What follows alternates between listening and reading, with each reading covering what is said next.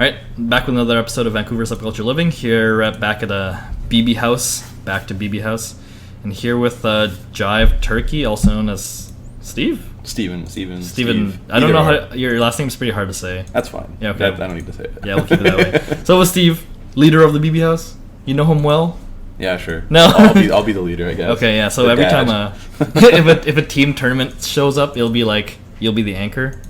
I would definitely put Light as the anchor. Oh, I'm not. But what if it's not Blaze Blue? What if it's like something else, like Eunice or something? Maybe we're about even in uni, but like we don't like or play uni, so. Then why would you enter a team tournament with Exactly. Uni, right? Maybe in clear. Maybe in clear. Are you thinking about playing clear? I'm gonna try it. Yeah, you gonna play Line again? Yeah. Is there a new Kuga?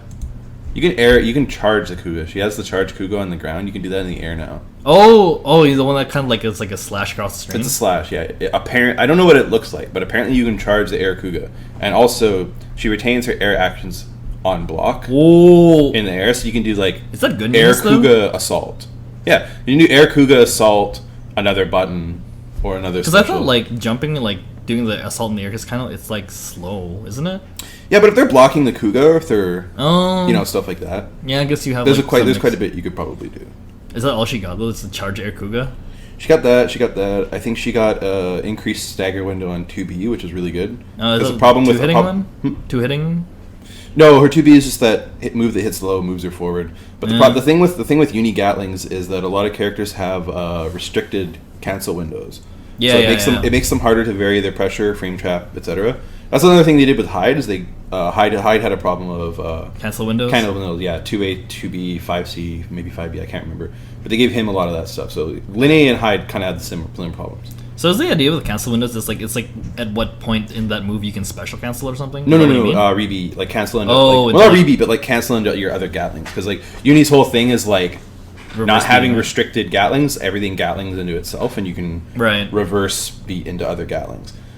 So it kind of makes it harder if your characters have weaker or like less recovery, or not recovery, less stagger window on your Gatlings, because then it makes I did 2B, but I have no frame trap option from here because my cancel window is so short that I have to go into the button immediately, which doesn't result in a frame trap. Otherwise, they can mash out of it. Yeah, it means that there's no, they can't mash out of it, so there's no threat of mashing. You know what I mean? Threat of them mashing or you mashing? That. Like if I want to do 2B 5C, that would be an excellent frame trap because my 2B is really good on block. I could rebeat it, but if I rebeat it, they're not really too scared of taking a risk because there's like stuff there. The cancel windows. Yeah. Right. So if you play a character like Byakuya, every button, amazing cancel windows. So Byakuya just does whatever he wants. No, you can swear. Okay, it's whatever you. It's my podcast. But because like I was thinking about that the other day, I was like, oh man, like when I was playing Dragon Ball, I'm like doing not like always the same Gatlings, but like you can only vary it so much because of what it is, right? Mm-hmm. And in that game, you can't jump cancel unless you're in sparking, right? But then like in Eunice, you can kind of like there's no don't really jump cancel on block in Uni. To reset pressure, it's usually done through like rebeats or other things. That's the thing. It's like this rebeat. Like you can do like maybe you can 5C and then if you want to like try to go for a reset, you go like into 5A and it'll make it whiff. Or something. You want to make your pressure as like hard to follow, unpredictable as possible. Yeah, and exactly. When people are respecting it, then you can reset your pressure, go for like some throw, some sort of mix. And that's what like John would always say. He'd be like, it's very modular. Yeah, like you can really change up your. I guess he didn't. It's the biggest strength about the game is stuff like that. You mean like BS, right? Kinda, I guess. BS bullshit is fun though. Well, that's the thing, but I guess we'll get to that later. But okay, it's an important topic to cover. I think it's something important to talk about. But because when you're doing your pressure in Unique, I guess Under Night. Yeah. Yeah, you're not locked into anything, so you can just kind of you play around with it, right? But the thing I have is like, what like I thought there was like some kind of rule, or like if you try to reverse beat, like it's actually not as like. Oh, you're never. Well, some characters are +0, like Wagner. some characters are. Time. I would say the average best rebeat characters have is mostly -2 or -1. So you're not like. Okay. You're not like. It's not a strong pressure reset tool, but it is a pressure reset tool because the way you get people to fall for rebeats is you want to make your pressure as unpredictable as possible. You want to get them just because you have the freedom to press a lot of buttons, maybe do some specials depending on your character, and then if you start your pressure with like, for example, one button and then rebeat, it's a little visually hard to see that. I guess like it's hard. I would say it's hard to react to a rebeat, and like most people, I think usually just take the guess. But then, of course, that guess is risky if you have a good frame trap option there. Like if you you ramp on the 5C. And that's how you sort of. It's like any other fighting game where like your pressure revolves kind of around a flow chart where it's you want to, if they're blocking, you want to hit them with some sort of mix up. You want to throw overhead, and then you kind of you go back and you think, okay, how are they going to react? How are they going to react to that situation now that I've thrown them or opened them up? Are they going to continue to block? Are they going to try and mash? Are they going to try and get out? That's a conditioning, though. Yeah, aspect, right? So that's sort of how Uni's offense is structured for more of the more system mechanic heavy characters, I guess. Not like some of the other ones, like the I don't want to say more cheap ones, but like Gordo. No, Gordo is actually quite weak in Uni. Good. He's just like a mid tier. Oh no. Oh no! He fell from where he was. Fell from grace. Like more some of the more cheap ones, like I guess like Batista or Byakuya. Byakuya is like he's kind of fair until he knocks you down with like the web set play, and then it gets pretty fucking cheap. Because he gets like, that character is really really annoying. What's the thing like he can like super you put you in the cocoon or something and like do it again or something? Something like that, yeah. Yeah, that's. I'm not like a Uni expert. I'm just like an average player in that. But you know enough, like. Yeah, I tried learning the game, so I had to research what I needed to do against other characters. Oh yeah, the matchups, right? I sort of stopped playing it because there were too many matchups I didn't like to play. Like Linne versus anyone. Yuzu. Yuzu for one. Who plays Yuzu except for like Sean sometimes? We had Timon.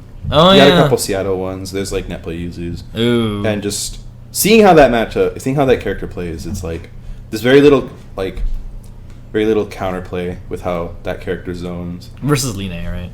Yeah, and some other characters. She has pretty good damage, pretty safe offense, pretty decent mix for like Uni, I guess you could say. She's not like gonna hit you with any overly cheap stuff, but she also has the option to just not be in that situation. So it's like exactly, because she's like hitting you from full screen, right? Yeah. That's.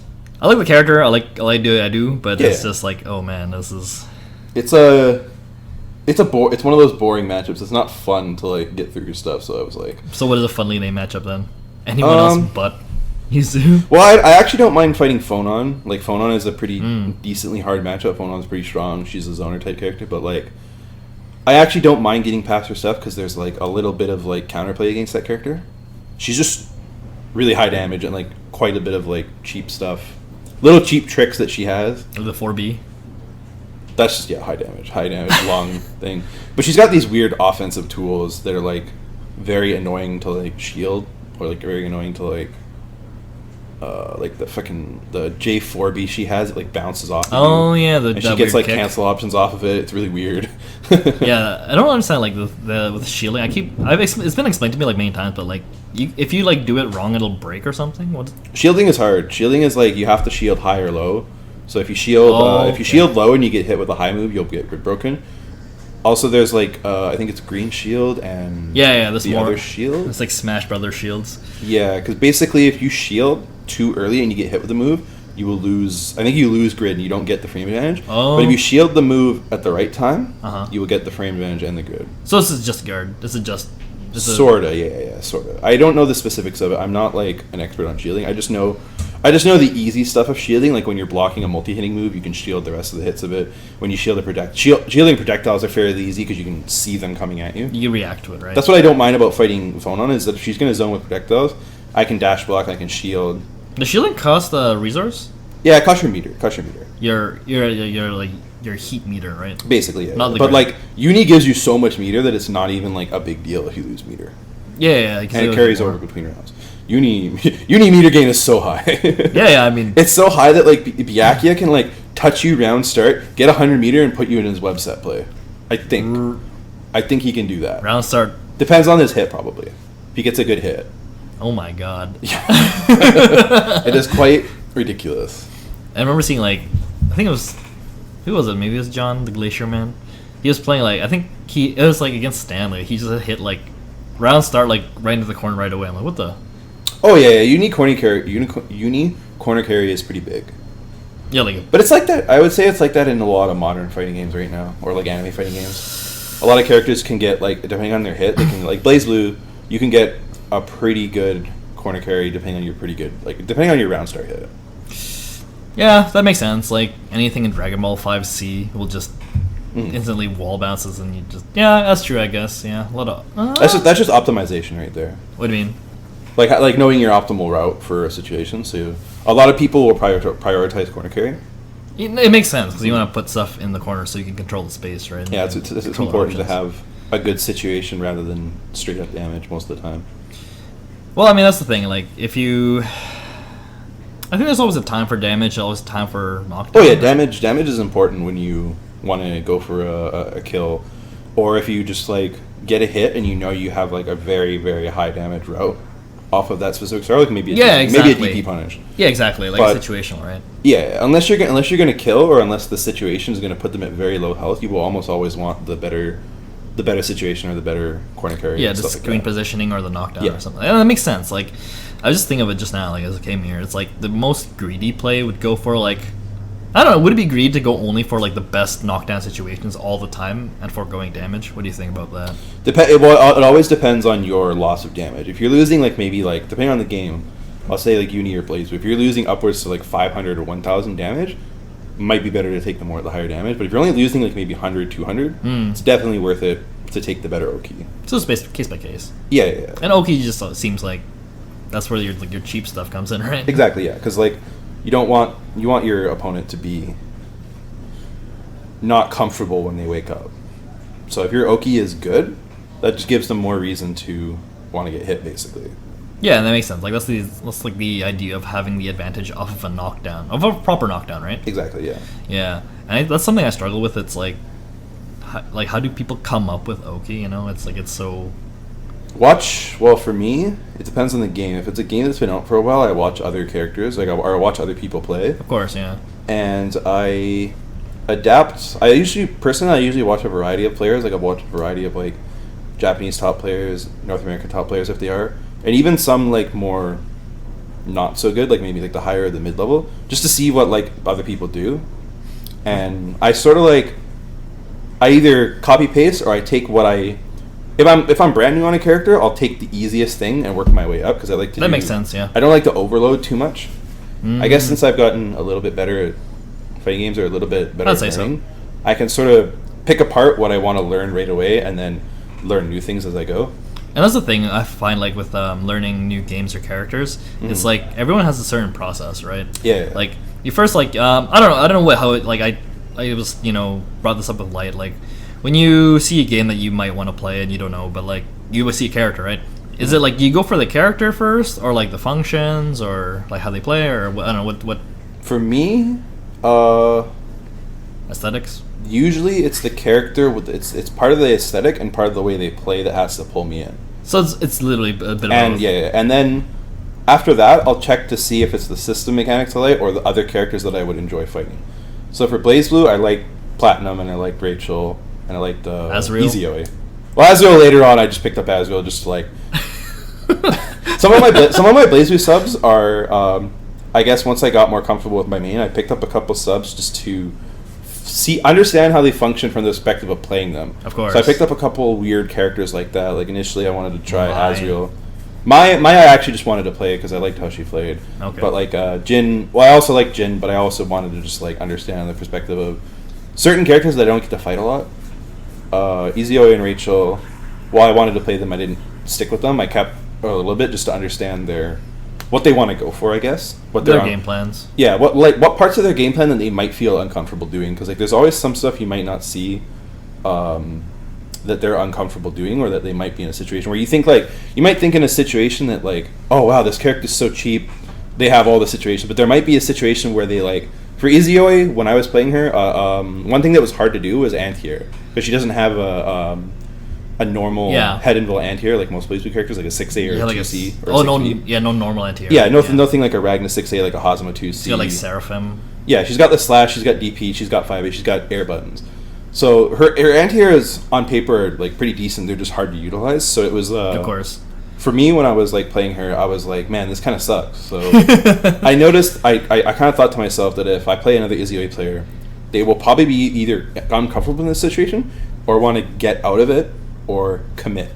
And then when you're put in that situation, you have an idea, right? Sort of, yeah. It's just kind of the things that like I would see from that sort of perspective and try to remember about. I mean, I thought about the same thing. It's like I hated losing to Mai. Like, oh, maybe if I play Mai, maybe I'll know shortcomings. Nope, still hasn't worked out. Like, that character's still ridiculous. So, like, yeah, she's quite good. Exactly right, and I don't know if it helps. Then I guess it makes sense. Like, you understand where they're going from, or where they're coming from. But like, there's also like people play characters differently. Oh yeah, of course. Like, very. Oh yeah, of course. Yeah. There's like the character matchup, and there's like the personal one, right? Oh yeah, of course. Yeah. And it's like, man, like some people make crazy decisions, yes. right? Yes. Do you have something against that? People who play whack? No. Well, does it sting you a little inside? You're like, oh. It's annoying sometimes. It's annoying when I can't handle it, but I'm usually more annoyed at myself than them.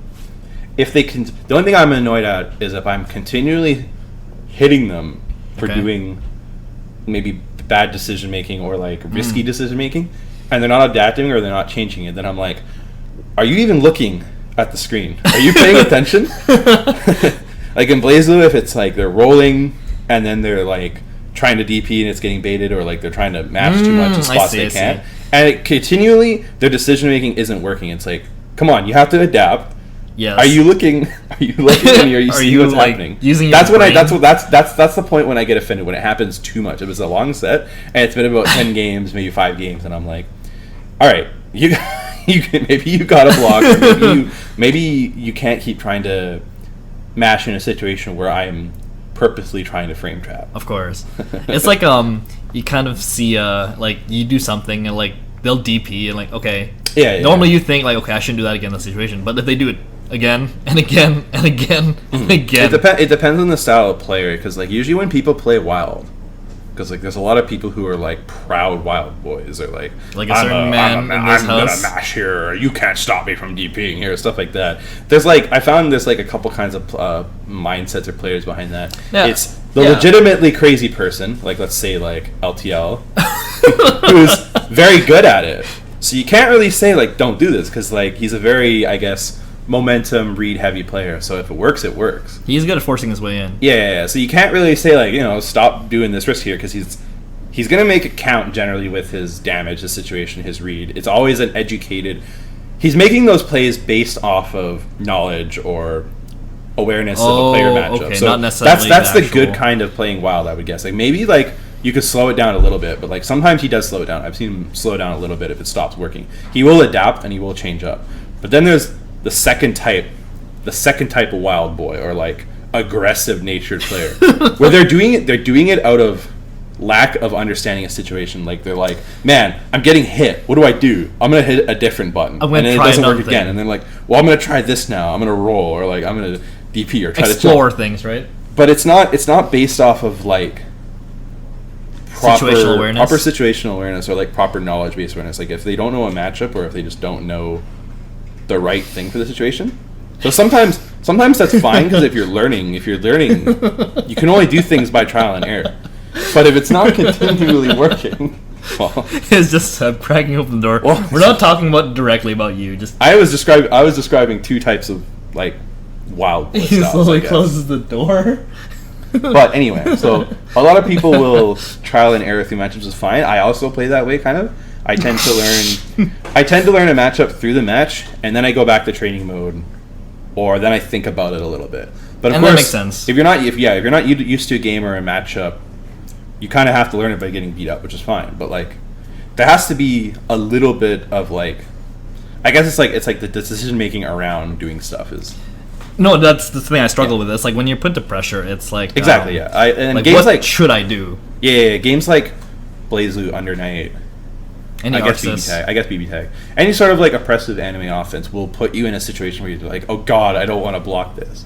Oh god. But well, I mean, cross tag more especially. That's kind of what's built around. Yeah, I have an opinion on that game, a not so great opinion, but I'm also not completely knowledgeable about what's good or bad in that game, other than like cheap stuff. To digress, like, what do you think about that? Like, I mean, obviously that happens, right? Where like opinions are formed based off like, time and like feeling, but not based off of like actual like knowledge or data of a subject. Yeah. I mean, I don't know what you call that. I guess it's like talking nonsense. Maybe. I don't know, like saying stuff without backing it up, right? Like, yeah. I can say like Counter-Strike Go is a terrible game because it involves shooting people. Like what? No, like what? Like that's not. Yeah. Like I try baseless. I guess it's baseless. Baseless. Yeah. I try and have a base towards my opinions or my takes on stuff. I agree. So usually, like, I have some pretty strong opinions toward Under Night and Cross Tag, especially Under Night. But I was also pretty strongly opinionated over some stuff in Under Night because I was trying pretty hard to learn the game. So my opinions were based off of like my experience, and like my attempt to understand the game. And it was like, it wasn't like I was just mindlessly complaining. I was like, man, this game sucks. I hate that I have to like get hit. I hate that I have to block from full screen. It was more like I would look at my matchup or my situation. I'd be like, if I had a character like, I don't know, like Yuzu, Chaos, Phonon, Batista, and I'd look at my options from this thing and I'd be like, especially Yuzu or Chaos, for example, I'd be like, all right, with Chaos, I got to dash block it in, and I'm like, all right, that's fine on paper. And I'm like, all right, Chaos button's pretty decent. Lizard button's really annoying. What does the Lizard do? He stops my movement. What does my character want to do? Move very fast. Yeah. What can I do to stop? I can hit the Lizard. No, you should just switch to Seth. Yeah. Oh, Seth's another character I don't like, but I don't like Seth for different reasons. Of course, yeah. But yeah, anyway, so I have to move in. I can hit the Lizard when he's doing stuff. But you know how hard it is to hit a thing. First of all, you can't hit the Lizard with A buttons, so like your quick buttons, your like jabs and stuff like that. It has to be a pretty slow like B button. Well, actually, my 5B is pretty good. Does he absorb hits or something? No, it's just hard programmed into the Lizard that you can't get hit by like A buttons. I mean, I guess that kind of makes sense. It's to make it so you can't check it as easy because like the Lizard. Also, the Lizard doesn't get hit unless it's doing something. So if the Lizard is just out there chilling, you can't hit it. You can't hit it. Has no hitbox. So stuff like that was like I looked into this stuff and I was like, man, just chilling. This sucks. Like he's like oppressing me by doing nothing. Yeah. So I don't think the game is bad, but there was just like stuff I didn't like about it, and I was probably very vocal about it, which was. I think that's the proper way to go about it. It's like generalizing the whole experience to like one situation. Like, Maybe. Oh, I hate League of Legends and Dota because of this one situation. This is garbage, right? I try and at least like have a base for that kind of stuff. And I think that's important. Yeah, I think it's important for anything. If you're gonna have a strong opinion about something, whether it's like games, I don't know, social issues, politics, etc., you have to at least know what you're complaining about. Otherwise, it's just baseless, right? Yeah. You gotta know what your, I guess, opposition is, what your thing you're arguing for, what you think you're arguing against. Yeah. You gotta know as much information as possible so you can like. Basically, if you want to form an argument. It's more like to justifiably hate something, right? Yeah, exactly. And that's kind of one of the topics I wrote down, but I guess I might as well talk into like. So there's a thing now. I don't know. It came up in a conversation I was having with Conan, another friend of ours. Oh, rest in peace. I miss Conan. Is that the Conan, the guy who used to go to Johnny's house? Yeah. Dang, I haven't seen that guy for like years. I just did a podcast with him. I hated his Mitsuru. I like play. Yeah, check out his podcast. He says something really scary about like how the situation that we're in right now. It's like we as in like everyone, like you and me and everyone in this generation. Oh, okay. It's like I asked him about like what have you noticed? What changes have you noticed between like people and like times? Which is the question I always ask, right? And his answer was just like it's spooky. Oh. But yeah, I'll let you listen to it later if you want to. But that's fine. I'll tell you about it later. I know. But yeah, the topic about outrage culture. Oh yeah. I see. I'm surprised that you know exactly what I'm talking about as soon as I said that. Kinda, yeah. Yo, it's Light. What's up, man? I have many opinions about that kind of stuff, I guess. So I'm not sure if it's exactly what it is I think it is, but is it just people getting mad at things for the sake of getting mad? Is that what it is? It's both. It's like half and half. There's like a crowd of people who are getting mad about stuff that's worth getting mad about. Okay. And either, at least from my perspective, the things they're arguing or things they're mad about or arguing about are like very good things to argue about. Okay. But there's either a mix of people who are not arguing their point properly, and it so gets the baseless kind of, stuff. Yeah. So it from what I've seen, it usually gets like sort of drowned out by people who are the loudest, and tends to be whoever's the loudest are the most ignorant people. Is that called the loud vocal minority? Sort of, yeah. So it's from like any size to something. So I guess what you said for like outrage culture, people are outraged by anything. A lot of people are outraged by anything. So it's like it depends on the topic. Like some people are outraged by stuff that doesn't matter. Some people are outraged by stuff that does matter, but they're not properly explaining what they're being outraged about. They're just kind of being like, I'm outraged by this, and you have to understand it. And it's so I hate this. You should understand why I hate it. Kind of. Yeah, sort of. Yeah, and it kind of does the opposite of what your desired effect would be to get people to care. It shuns people. Yeah. It turns people away from like wanting to listen to you or care about you. If it's for example, if you hate a certain thing and you blame a certain group of people about it, sure, you're essentially excluding a lot of people from your cause.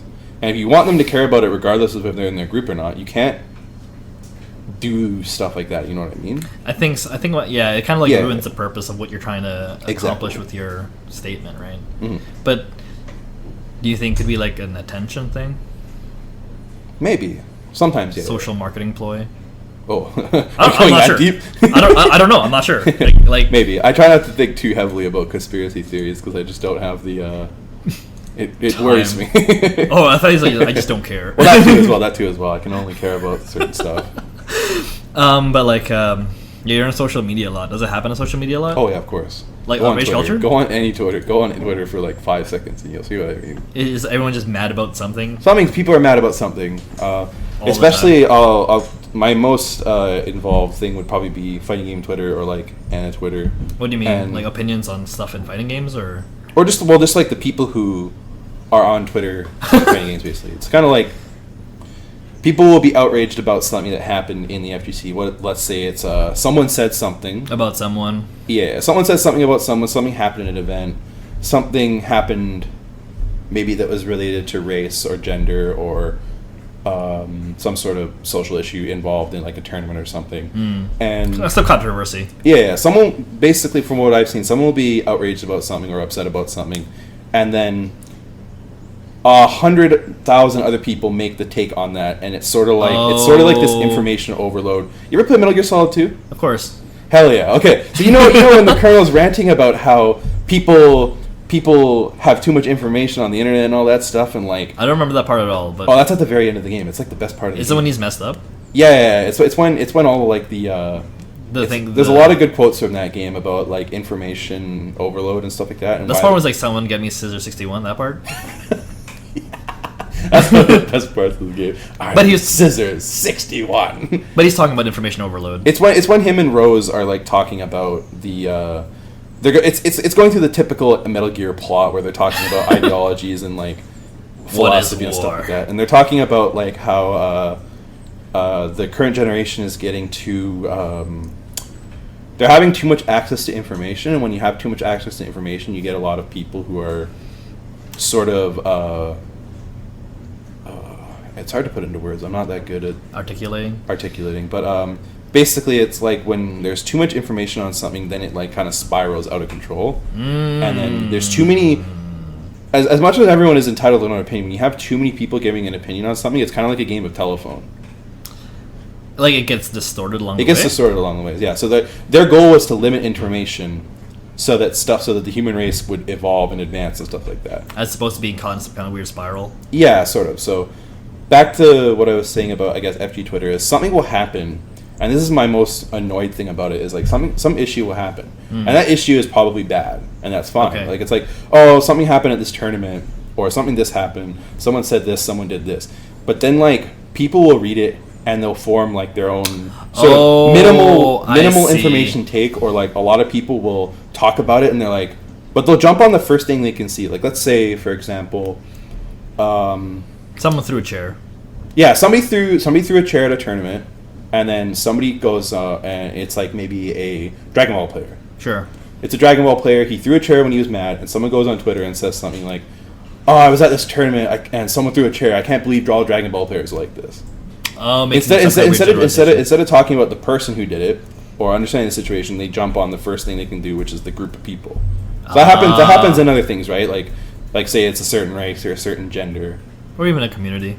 Exactly. Yeah. So people will jump on the first thing they can see, and then someone else won't read the first thing that sparked the conversation. They'll see the other thing, depending on how it goes. Like if it's more likes, retweets, more people who have seen the thing. They'll see maybe the thing. Oh, all Dragon players like this, and then they'll give their opinion on like, man, why does everyone hate Dragon Ball players? Like, oh, this and this and this, and then it spirals out of that, and then people often forget about the first thing they were mad about, which was throwing the chair. Which was the actual exactly, yeah. So it's kind of weird, like going back to Metal Gear, like how that Metal Gear Solid 2 was like 2002, 3. Yeah, it's scary how accurate Metal Gear Solid 2 was. Like that was like so long ago, but that's more relevant now than it like ever was, right? Yeah, it was very accurate. But I remember that same situation happened, I think, with Battlefield, I think, or something. Oh yeah. What, you remember that? Like that someone posted something, but then they were mad at something else. I thought the thing with Battlefield was it Battlefield?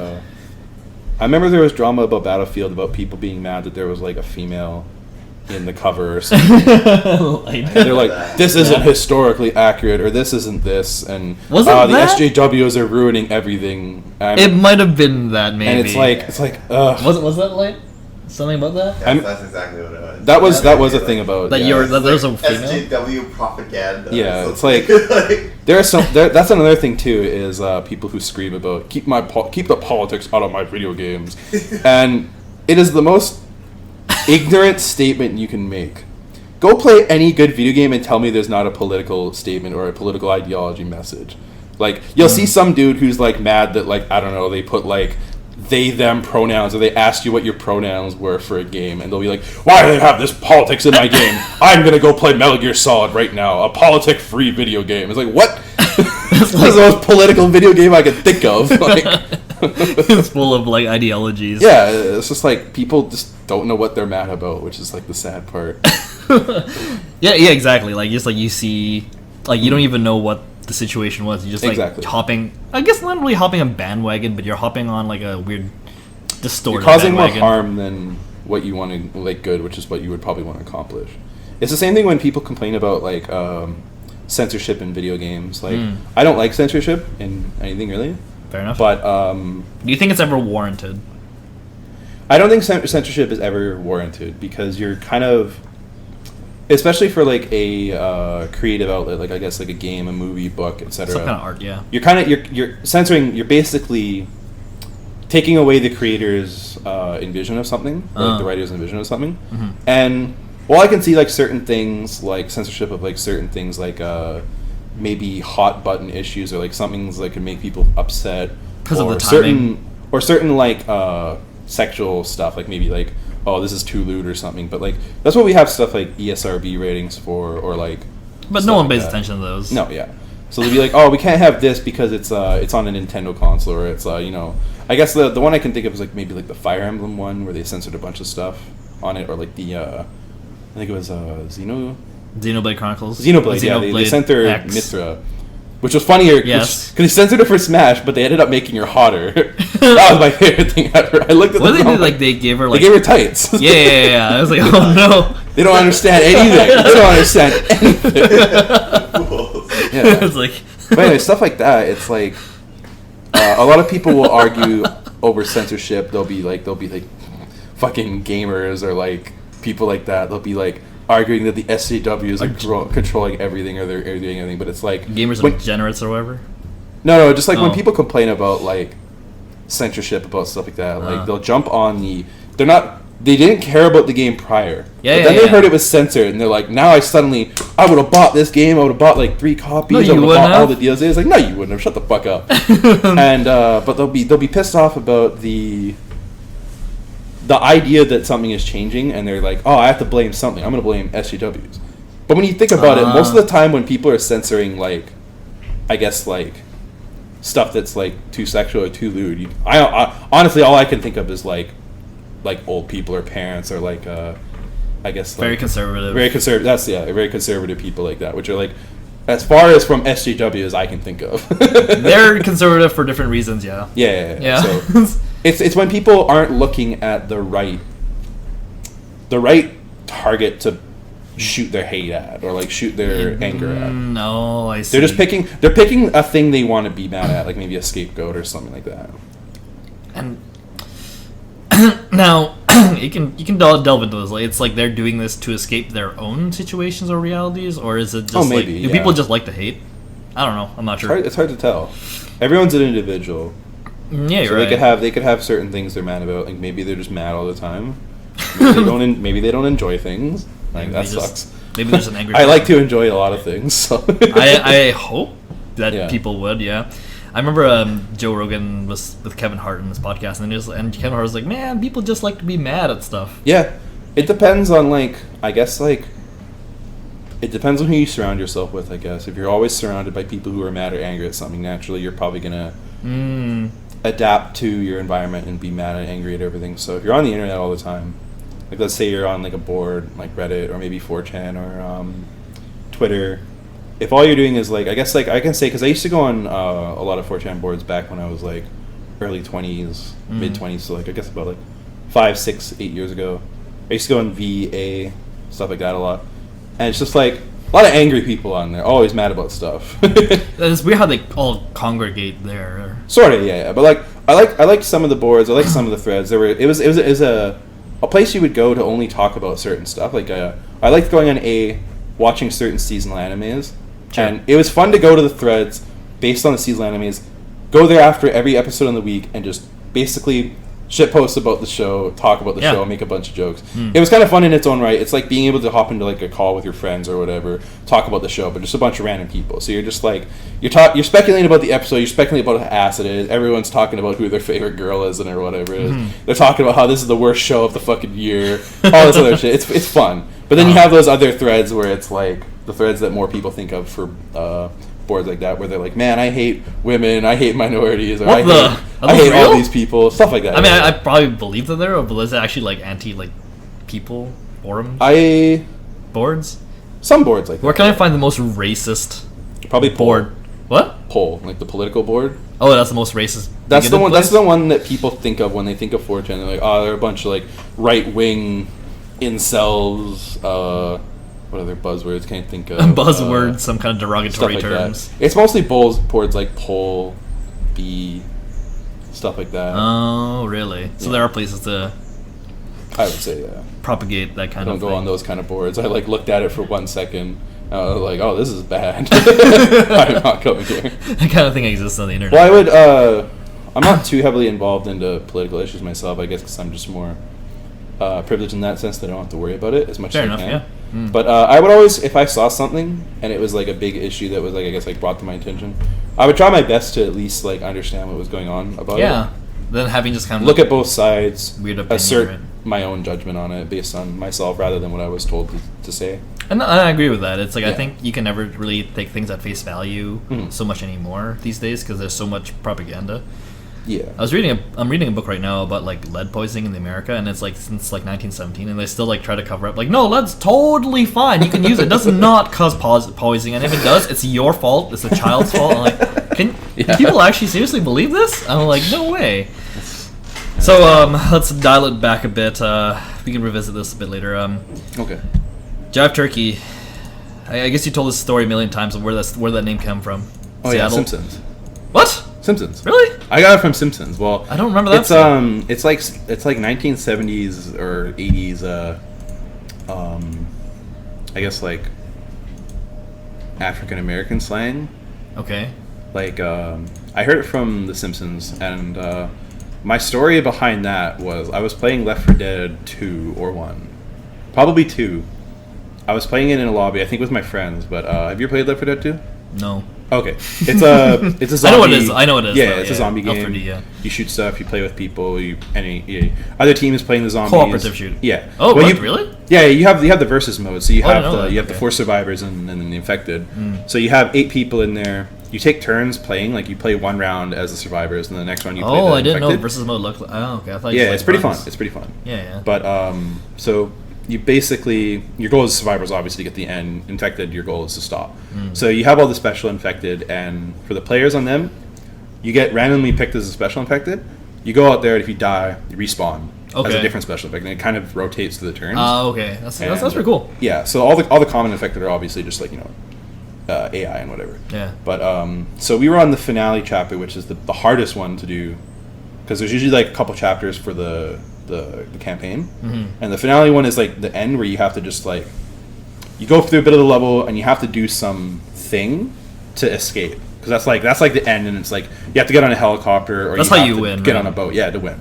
And then it's always something like, oh, I'm gonna be there in 5 minutes, you gotta survive or whatever. And then, you know, you have to fight wave after wave of horror to survive, stuff like that. You have a bunch of ammo, health kits and stuff like that. It's really fun. But we were in the start of the menu, or start of the thing, and when somebody leaves and rejoins, it's usually pretty, it's kind of, well, sometimes people are toxic, obviously, but it's usually common etiquette to wait until another person rejoins, and then if you're ready, you start the thing. Right. So we were just waiting because it was 4v3, so we were just waiting. I didn't mind because I don't really. It's more fun, obviously, if it's an even playing field. Yeah. So we were just waiting in the lobby. We were fucking around, chatting with the other team or whatever. And I guess for some in Steam, you can change your name at will. You can just anytime you want change your name. Yeah. And they were just changing people were just changing their names to, you know, whatever. I guess like, you know, jokes or fucking things. And I guess I was going through a cycle of one. I was just going through them. I think I was watching an episode of Simpsons at the time. It was the one where it's the one where they're carpooling because the bus is shut down, and Homer is carpooling like the kids and like Nelson, Milhouse, probably Martin, and I think it's the one where Homer realizes that the new generation of music is different. And he's like, you know, older. Nobody cares about like rock anymore or whatever, like old rock and stuff like that. So he's like talking to the kids and stuff like that, and they're like, oh, they hate his music, and they're like, how can you hate this? This is a classic and stuff like that.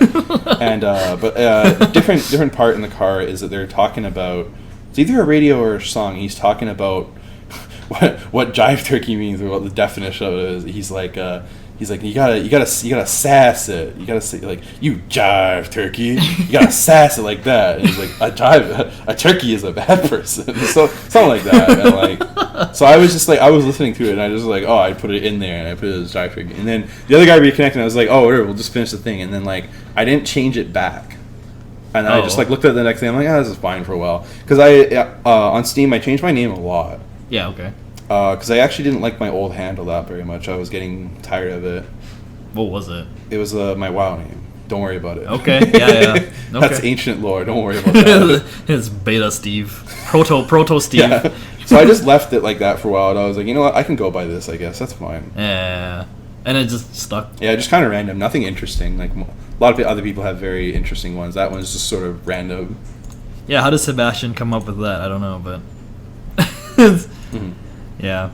I guess I'll ask the question I always ask. Growing up, I guess you lived here since forever? In BC? Yeah, BC, I guess. Oh, yeah. I haven't moved out. I lived in a lot of parts of BC, but... Okay, yeah. I mean, but then you've been living here, though, right? Yeah. So anything you've noticed since, like, growing up from, like, then and now that's, like, changed that kind of, like, makes you take a step back and you're like, huh. It's like I mentioned the other day, Jackson mentioned there's like Zellers used to have diners. I was like, what? Oh yeah! Stuff like that. Well, a lot of stores have changed. Like there's not a lot of, I don't think it's Zellers at all. Nope. Toys R Us left and came back. It's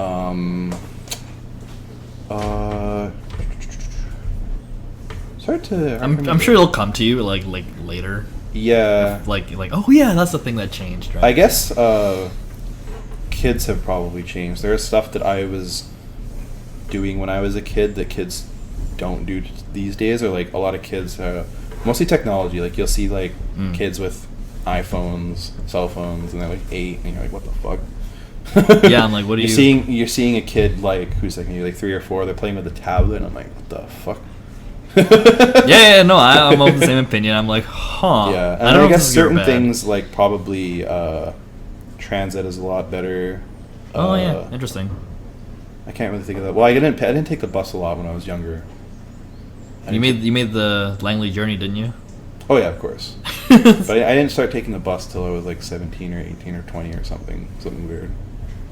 Yeah. Okay, well that's pretty short and sweet. I guess you kind of obviously stuff like prices, cost of living, inflation. I don't even think they sell like 7-Eleven. I don't even think there's 5-cent candy anymore. It's probably like what, like 20 cents now or something. You mean like the ones in those little jars that you pick out? Yeah. That's pretty unsanitary. It's look, yeah, it's probably not great, but it was 5 cents. You would go up there, get a huge bag, say it was like, I don't know, $3.25 or whatever, but you actually had 5, and you'd be like, I'm so fucking smart. There's no way this cashier is gonna know. You probably didn't give a fuck. One time I did that as a kid. I had the person like just go inspect it all, count it, and I was like, oh fuck. Or like sometimes you'd hide like the bigger ones and surround them with the smaller ones. And they'd be like, you'd just be like, oh, I'm so smart. I'm the fucking smartest 10-year-old in the world. Yeah, this kind of ingenuity when it comes to candy. I guess I wasn't a bad kid, but I wasn't maybe like the best kid. I wasn't the kind of kid who would like just outright steal. Like I remember I went into I used to skateboard a lot. I went to a 7-Eleven and I was like hanging out with this guy I had just like met at the skate park, and we go in there. I go in, buy a Slurpee or something, buy a candy, some sort of candy, and I walk out. I realize he's got like a bunch of stuff, and I don't remember him going to the till. And I just like kind of pieced it in my head, and I looked at him like, damn, you bought a lot of stuff. He's like, yeah, I grabbed it while you were like up at the till. And I was just like, huh. I was like, oh, I was the decoy for the shoplifting, huh? I was like, all right, whatever. So like, well, I wouldn't do that myself. I didn't want to. Yeah. I didn't want to talk about it, but then after that, I didn't hang out with that kid because of that. That's kind of like a wake up. Not getting involved in that. Yeah. You're like, okay, this is like kind of like the alarm. Like, oh, probably shouldn't be surrounding myself with these kind of people. Mm-hmm. That's pretty funny. I guess kids nowadays have everything. Yeah, there's a little things that like I was taught as a kid. Obviously, like I was brought up pretty well. But then there was a couple things my mom would tell me about because like my mom was a good person, but she also had those like little things that like she's like a Karen, like you know that term? Yeah. Those shopping people. So she was the one who told me stuff like, you know, if you put a couple extra things in the candy, they can't tell. Things like that. And I was like, wow, my mom's so smart. I just did it. But of course, she wouldn't tell me. She would always tell me, you know, stealing's wrong and stuff like that. Of course, yeah. But then as I got older, I'm like, how much different is this than this? I'm like, it's a couple grams here and there of candy. It's like, what difference does it really make? Yeah, exactly. Well, it does when you go to Bulk Barn or something. It's pretty gross. Where was I going with this? Other than like that, like just kids being different. I don't know. No, I mean it's fine. I feel like that's the kind stuff has obviously changed, but like I don't really remember. I ask this question a lot, and it's always different between people. And like I said, Conan's answer was pretty scary. But what was it? I didn't tell you, but it's basically kind of, I can't articulate it the same way he did, but it was kind of like considering how the times that we live in right now, like people kind of give up their grandiose dreams and kind of pass it on to like live smaller ones. Oh, like I see. You ever want, like, realistically speaking, could you buy a house right now? No, of course not. Could you buy a house in 10 years? I don't know. No one knows, right? Yeah. But like then I think the way he was talking about, like, we fulfill ourselves with like smaller kind of things, like and like faster kind of yeah, I don't know about that kind of stuff, if that's like the proper way to live as well, because like I obviously, when I was a kid, I had no direction. Like I didn't know what I wanted to do, and I was always pressured about that when I was a kid. It was like, what are you gonna do when you grow up? Yeah, it's like, oh, what are you gonna do? What are you gonna do? I'm like, oh, I don't fucking know. Why can't I just fucking sit here and do whatever I want? Like, that's a dream, man. Yeah. So like when I was a kid, I was like, all right, I'm just gonna work for a bit, you know, do your thing. Think of what I want to do, and I was like, I kind of got comfortable with just living a more like, I guess, like frugal, humble lifestyle in a way. And that's make enough, fine. Yeah, make enough money for what I want to do. Yeah, exactly. And, now that I'm older, I kind of wish I had a better career. Because because now that I'm older, it sucks. But it's still not that bad. But I often think if it's the what I want to, like, if it's the right way to live, or if it's the pressure of other people saying this is the right way to live, right? I can't really think what is the right way to. No, there's definitely there's a narrative around that right now where, like, John was mentioning to me, it's like the age of this kind of lifestyle is getting older and older. Yeah. As we progress, like, now, like, Ryback TV said it too. He's like 35 is the new 24 or something. I can see that, yeah. Because a lot of the things I was growing up with was like, oh, you can't do this, that's for kids, or like, you shouldn't be playing video games when you're 15 or whatever. You shouldn't be playing video games when you're 20. I'm like, but I was thinking of myself, I'm like, I have a job. You live here? I have a job, I live on my own, I contribute to society, I pay my taxes, my bills, etc., whatever. I don't do anything really illegal. I don't, like, not robbing people or doing anything harmful. I'm not harming people, so it's like, what does it matter what I do as my hobby or my spare time, right? Exactly. You do you, right? I mean, I'm sure there's probably outrage of, oh, how dare he say that? Oh yeah, like at my work is probably 98% male, being a warehouse. Oh no, I'm talking about like you living your lifestyle the way you want to, like. Oh yeah, well I've had discussions with people at my work, like when you're kind of around, like, I guess, like like dude bros and stuff like that. Okay. Everyone at my work is pretty, like, chill. They're all, like, pretty good people when you get to know them, because, like, once you, even though, like, these are people who, like, probably don't like your hobbies or you don't like theirs, you kind of bond over the one thing, that you fucking hate your job, that you work at this place, it sucks, and you kind of have that, like, camaraderie. Like, you suffer together. Yeah, you suffer together, because, like, we used to do overtime a lot. I used to have overtime every day. Well, for a while, but like 5 or 6 years ago, it used to be like a lot of overtime. I would work 12-hour days, and I would have one of my days off taken away for overtime, and you kind of just, like, suffer together, and you enjoy your company. Yeah, it's just like, oh, what's up, man? And it's just like, these are people you probably would not be friends with outside of work, but you are friends at work. Misery loves company. Misery loves company. Yes. It's always fun with stuff like that. No, I agree completely.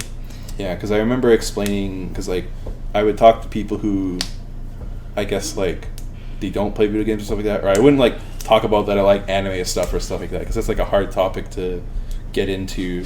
I do all the time in my work. That's good, yeah. When my kids look at me, they're like, what's wrong with you? I honestly just don't talk about my stuff that much unless asked, and then I tell people. Yeah, like, of course, yeah. They're like, oh, that's, like, you'll get different reactions, or... You won't go up to somebody like, I'm anti-Trump, I'm anti-this. Like, I'm opinionated about everything. Yeah. I have a couple people at my work, like my old roommate was very opinionated about social issues. He was Your very, brother? I guess I would say very alt-right, or maybe, like, what's the term for it? Like, central-right. Actually, he was... I'm not sure. It's pretty arbitrary to me. Yeah, he was pretty conservative, not liberal. He was pretty conservative, alt-right. He had some opinions about, like, I guess, like, Muslims or something. All right. He had some opinions about, trans people, and it was always, like, really stupid stuff. It was always stupid stuff like, it's like, man, back like 10 years ago, this didn't matter, and it's like, well, it matters now. Like, what does it matter if it 10 years ago? Yeah, what does it matter if it didn't matter 5-10 years ago? It matters now. Like, people are bringing up that it's an issue now because they weren't allowed to before. I mean, with those cases, probably. Yeah, it depends on case by case, but, like, of course, yeah. He always had some sort of, like, he only researched stuff he wanted to know. Like, oh, he wouldn't look at the other side? Yeah. So it was like, he only wanted to support his own biases. Yeah. So stuff like that. Oh, that's scary. And when you talk to those people, it's like, man, I don't care. Just shut up. So I know this is a problem, but yeah, like, you should care about this because it's important. Like, no, you care about this. But yeah, he had some sort of issue with. He was like, oh, why do you like all this stuff still or whatever? And I'm like, I don't know. I have friends who like it. He doesn't. Well, for one, he doesn't have friends. Oh. So I remember. Well, he has a couple work friends, but, like. Was he your coworker too? Yeah. Oh, okay. But a lot of things, because I would, if I was at home, I'd mostly just be in my room or whatever, like play games or watching shows, like hanging out on a Discord call or whatever. But then I would generally leave a lot to go like BSB base and stuff like that. Yeah. So I remember when I was leaving, someone made a joke, and it was like, I don't mind jokes obviously, but it was like, haha, coming out of your cave or whatever. It's like, I was like, whatever, and I was like, yeah, I'm going to see like my friends. And I just like walked off, and I was like, they always loved to make like, you know, weeb jokes and like stuff like that. And it was like always like the classic kind of weeb jokes, like oh, why don't you go outside? Where it's like, I have to go outside to go to the place I want to be. Like, what the fuck? And I was far more sociable than him. Okay. Which was like, how do you make jokes like that? Like, aren't you kind of seeing the irony in this? Yeah, it's weird. I mean, that's... Like, online friends are still friends. People you hang out with to play games are still friends, stuff like that. So it's weird. Yeah, I mean... No, that's the thing, right? It's... community here, it's... Well, I guess there's lots of communities. I don't know if you subscribe to more than one. Do you? Not anymore, I guess. I mostly just hang out with... VSB people. And that's fine. I still have my Dota friends. And a couple of my old WoW friends. Dota friends? Is that not ironic? No, I'm just kidding. I'm just kidding. No, it is actually hard to build a friendship on Dota, basically. Because, like, the game is so hard. Yeah. The game is so difficult. It's a team game. So if you're trying to play with your friends outside of Dota and you go into Dota with your friends, chances are it's not going to be a good time. There are so many varying skill levels in Dota, and it's a team game, and there are so many varying mindsets towards how people take the game. Yep. Some people are casual and they're bad. Some people are casual but they like still want to win. Some people are competitive and they're bad. Some people are competitive and they're good, right? Yeah, of course. It's a little bit of a mix. Huge spectrum, yeah. The thing that's annoying about games like Dota with your friends is like, oh, the game is so much more fun with your friends. You know, consistently 5-stack. Not necessarily. When you have varying skill levels, it puts a bit of a friction on like the group dynamic or the friendship. So if you have a couple people who are tryhards, but you have casual people, you have to find a medium ground that you can all agree on. Yeah, of course. So I would say as far as Dota right now, since it's not my top priority, I would be like some sort of like weird hybrid of being like, you know, casual tryhard. I try my hardest, but I don't really care about winning or losing too much. I just want people to try. Right? Have some kind of so I always do like as much as I can in the game. Like I'm pretty good at it. I've been playing for like 10 years or something. Oh. So I follow the meta pretty heavily. I'm pretty adaptive in it and stuff like that. And then usually when I'm playing with other people, there's like I try to obviously play with people I like playing with and have fun with, but also people who are like, you know, they don't want to play the game. If you play the game and you know you're like a casual, but you're like always getting mad at it. You're like, oh, this hero is so stupid, or this thing's so stupid. It's like, it's annoying to play that way because you can't work with them. You can't order them. You can't order them to do anything because they're already tilted and mad. Right. You can't work with them because they're bad. Straight up, you can't play with them because they're bad. Because Dota is a very, very, very in-depth game. Like most people are like, haha, MOBAs, they're trash or whatever. Dota is a pretty... That is an opinion, I guess. Dota is like one of my like...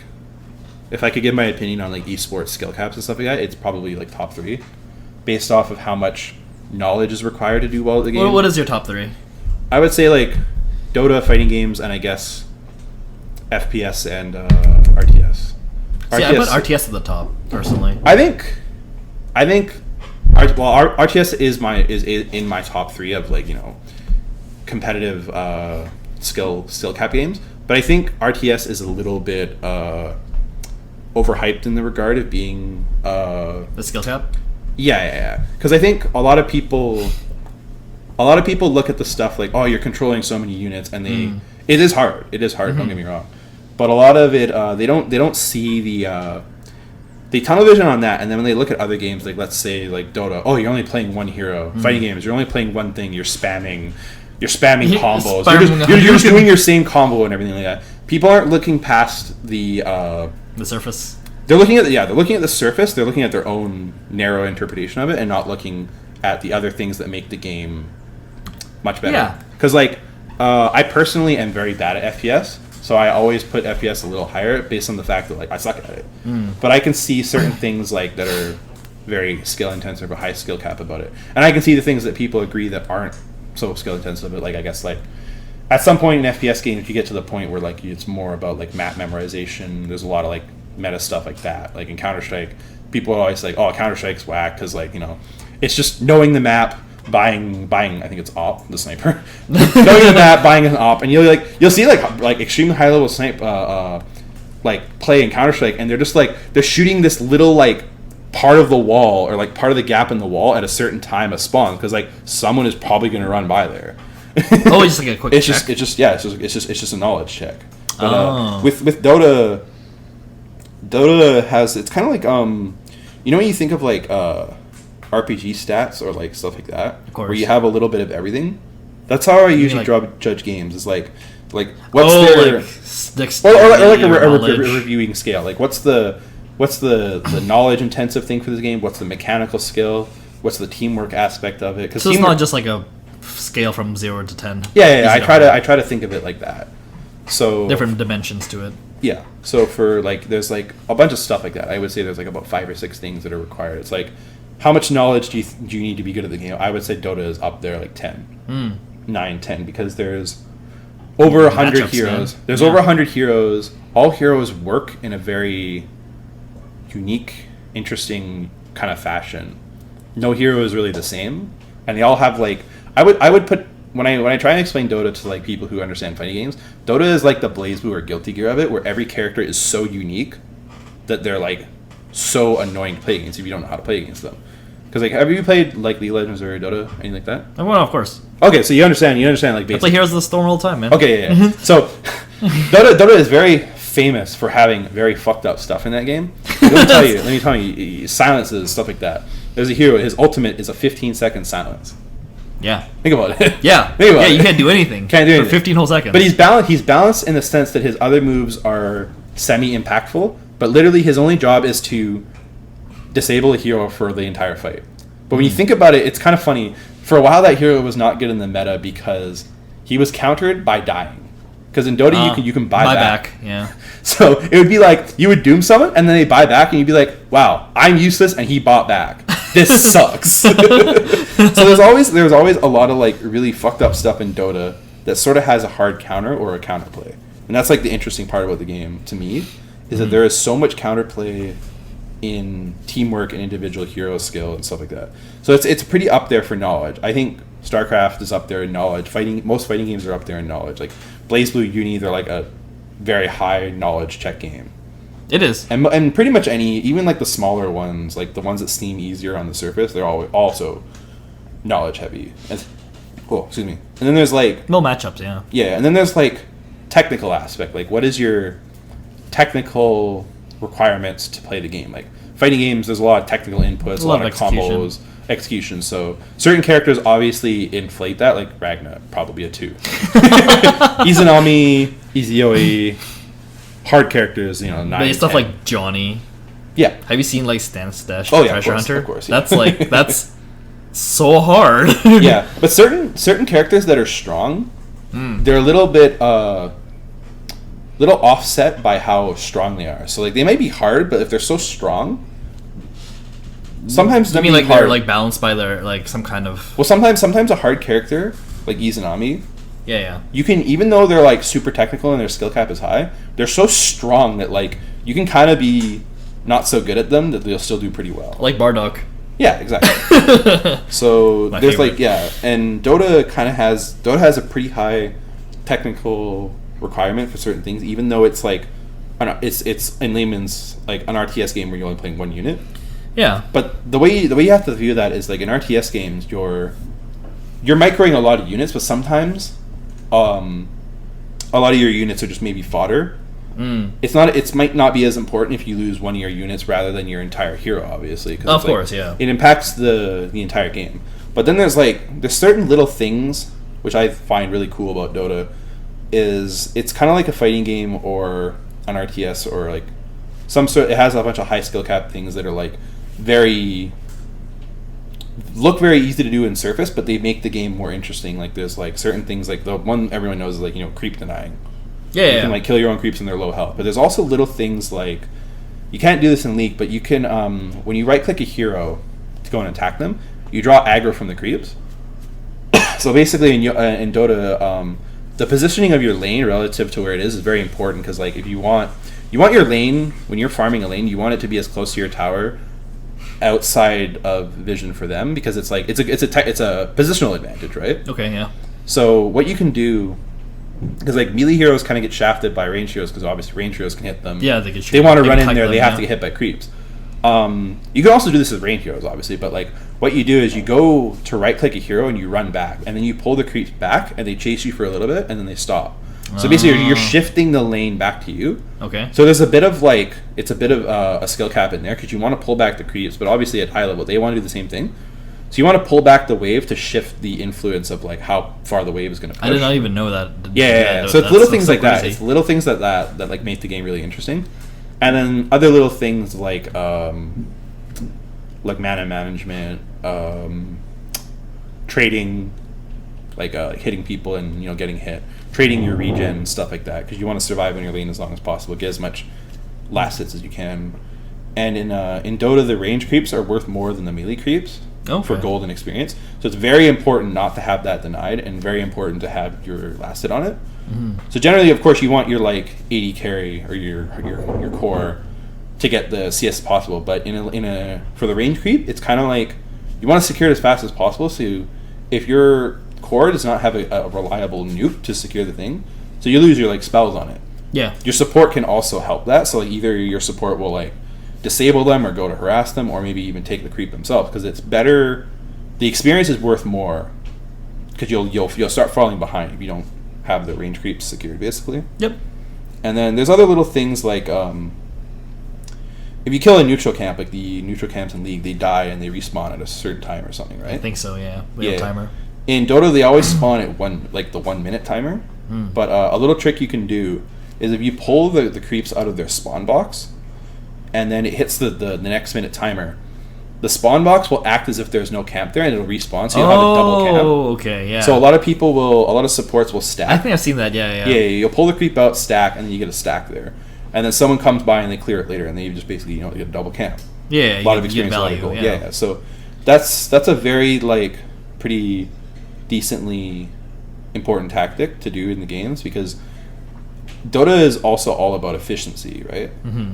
So you want to, if you're playing a support, you want to have as much impact on your lane, but if there's something you can't do in the lane, then you want to stack or you want to go somewhere else. So you have to make sure you're always doing something.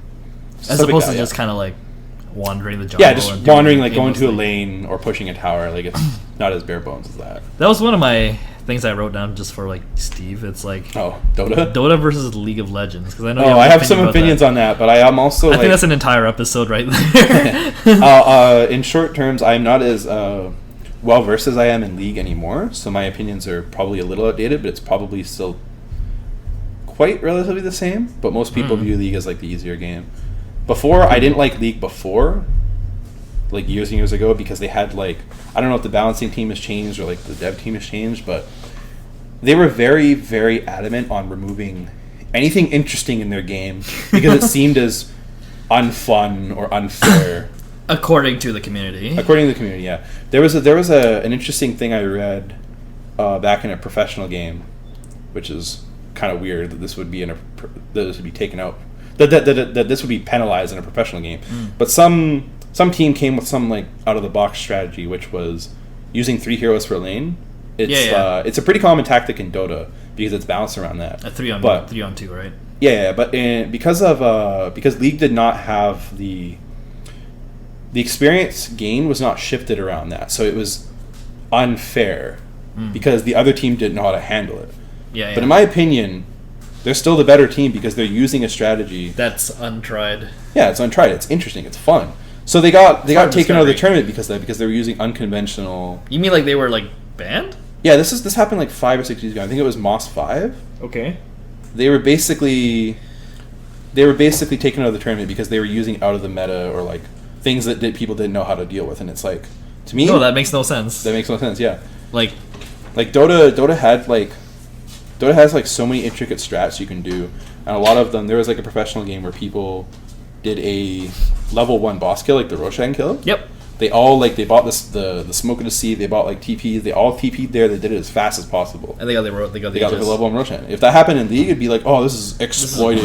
This is broken. How will you know they could do that? It's like, well.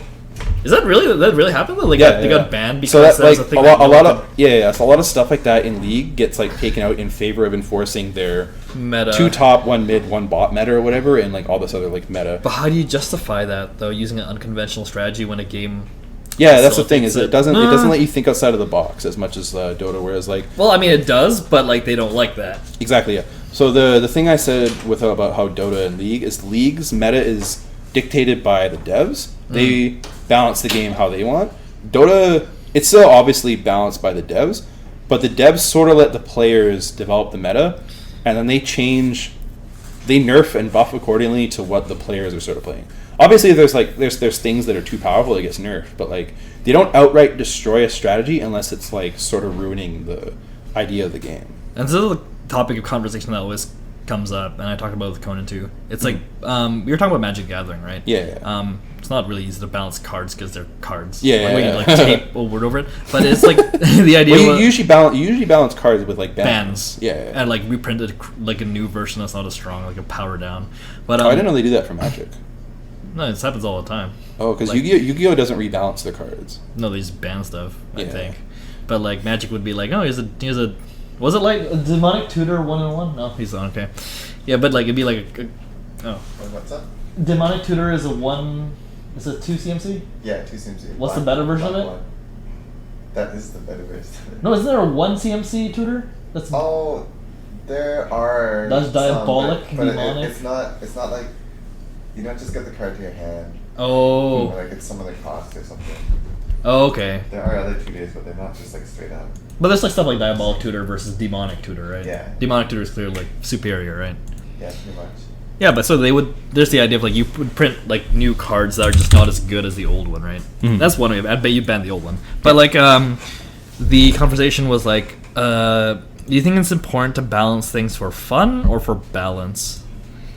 And there's many ways to answer that question. That's tough, yeah, because it depends on what the interpretation of the other people is fun. I would say since League is their target audience is more casual, they want it to remove as much annoying to do things, I guess, or annoying to learn things. Where I think Dota is balanced around competitive nature while also trying to make it accessible in a way. Because I don't think Dota is as inaccessible as people say. They're just lazy. They're just lazy. 100%. People are just lazy. But yeah. So I think it's hard to say because I think I personally think when I think of competitive games, I think the most interesting thing about them is the highest level. But a lot of people will play video games just for, I guess, more for casual or fun reasons, which is fine. So I think attempting to have a good balance between the both is the goal. Between casual and so I like that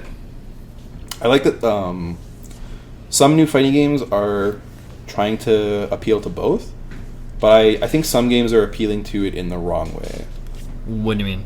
I think Cross Tag went the wrong way of trying to appeal to new players because it didn't work. Okay. No, I mean evidently. I think when people pick up fighting games, is the biggest thing that stops them is lack of knowledge or accessible knowledge or the will to learn it. So I think obviously the best way is to get as much knowledge out there as possible in the game itself through tutorials or challenge modes, maybe work on that. But a lot of, especially Arxis has this sort of they're very out of touch with what they think is keeping people from playing fighting games. Of course they are kind of correct because there is the big complaint, the most common complaint, spammers, combos, everyone's just doing these combos are too hard, I don't want to learn them. So obviously BB Tag went with the direction of making everything incredibly simple. But I don't mind hard, though. Yeah, that's the thing is I don't mind simple inputs, they're fine. Mm-hmm. I find the auto combos in BB Tag to be really uninteresting because you have, this is the Twitter video. Yeah, this is you have less interesting things, like less normals, less buttons. Less things to work with. The buttons that are in your auto combo, they only work basically, obviously, in your combo. So to me, it's like less interesting that way. I think in a cross tag, can you do the second and third hits of your auto combos if they whiff? No, that's a Dragon Ball. Yeah, because Dragon Ball lets you do that, which is strange. Yeah, well, that was their thing. Well, it's Bardock's thing. But yeah. But I think Celica can do that with her drive. She can do her drive on whiff. Yeah, that's... I don't know what to think of that. I don't know if that's... I think it's fine. It's like, a different type of character. Yeah, I suppose. It's interesting, because then she can get her second moves out later. She's not that good, so like it doesn't really matter. That's the thing. It's like if you balance things like, let's say, I don't know, let's say you balance things for the top level of play, right? Do you think that casual players will like care at all? Well, it depends, because like with BB Tag, their goal was to make it accessible for new players, but what they did was they made the game so easy surface level that the good players pick it up even faster. They develop so many things like option select, so many things like, I guess with BB Tag, like oppressive pressure, high damage combos. They learn the system in and out because it's a lot easier to grasp. And then that sort of does the unintended thing, because then it doesn't stop the main problem of new players get in the game, they start losing, they get mad, and they pick a thing to pick. They pick a thing to look at and be like, this sucks. Outrage culture. Yeah. So it's like the way fighting games are going with like accessibility being number one is they're not doing it the right way. You think so? Because they think a lot of people think that the hardest thing about to get into fighting games, which is like, complex motions, complex inputs, long combos, stuff like that. It is hard, but it is something you can work towards. But like the thing is that lack of information there's no information in BB Tag to learn it. Like there's no information in the game. Arxis doesn't help with that stuff. It's all community driven, right? Totally. So when a person who's not in the community looks at that game and they want to play it, there's no information for them. Like I can say, I know how to like learn at fighting games now, right? Because I've played them for so long. I know who to talk to. I know what to look up. I know what to look on like YouTube. I know what to look up on the resources. Stuff. I know where to find the resources, who to ask. But a brand new person who has not touched a fighting game is not going to know, and they're going to maybe look at that game, get frustrated, pick a thing to be upset about, and that's kind of where they leave off. Yeah. So that's like the number one thing that a lot of the fighting game developers are out of touch about is lack of knowledge, or lack of putting resources in that will make people get better at them. And the second thing is netcode. Yeah. The other thing that is important for new players is being able to play it online, or being able to play. Yeah, because with fighting games, 99% of fighting game players hate playing online. Yeah. But we either have to, or we play offline if it's accessible for us. Not everyone is as privileged as, of course, Vancouver having one of the best local scenes with like how shameless plug. No, just kidding. No, I will definitely shout out the Air Ryu as being like the best tournament organization. You hear that, Kenny? Anyone can fight me over that. No one is as good as the TO as Air Ryu. Anyway, we don't deserve Kenny. But anyway, so a lot of people aren't as privileged to have local scenes. Proximity, so, yeah. But also a new player who is new to fighting games, pretty much any other game you'll play will have an online community. Because that's like the way you play it. If you play an RTS, you can go in, play online, it'll be serviceable. Yep. You can go into an FPS game, you'll play online, it'll be serviceable. What's another one? I guess Smash. Mobile guns. Smash is like big enough where people are playing it offline just so sheer numbers. So I don't know if Smash is a good number because Smash's internet also sucks.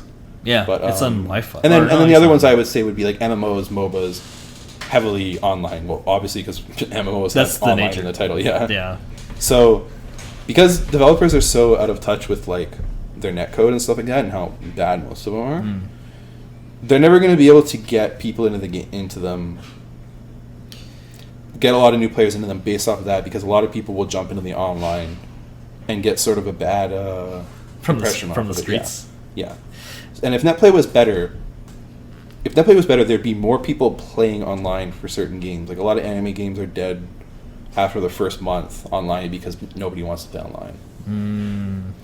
And I think there's other reasons. That's the two things I think that are the most important. I think making them more accessible and less complex on surface level is good. I think Persona did it best. Well, Persona was one of the best games that did it with the accessibility. Dragon Ball was okay, I think, at it because like Dragon Ball.